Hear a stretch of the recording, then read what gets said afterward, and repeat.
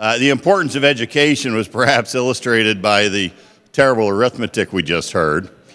But I won't waste our precious time going through the corrections on that homework.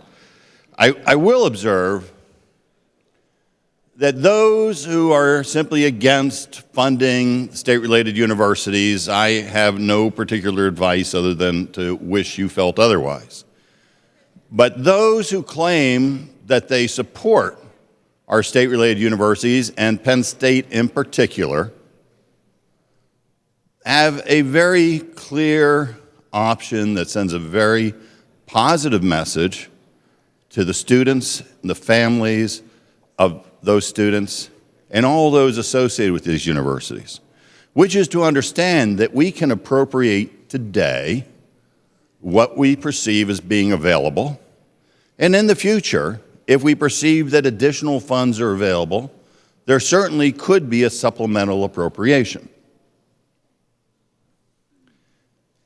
But for the families who have to make tuition payments, keep in mind, in the next week or so, Penn State will be setting the tuition for the fall. The bills go out almost immediately thereafter. The bills must be paid by August 7th. And if the message that you send with a no vote today is that the universities cannot depend and count on any state support when they set those tuition rates and when they send out their tuition bills, I think you're gambling with the future of these students and their families. If you really believe that Penn State and the other state-relateds deserve support, and I would be with you in seeking higher support if we knew where that money was coming from. But if you really believe that you want to support the university, you've got to vote yes today. And when somebody asks, where does the money go, I'll just observe, and Mr. Speaker, you may wish to rule me out of order because I'm most familiar with the University of Pittsburgh, where, for the record, I've served as a trustee at times with other members of this General Assembly. Representative Frankel was an outstanding trustee. The amount of tuition discount given to Pennsylvania students is about 2.5 times the entire state support that we provide.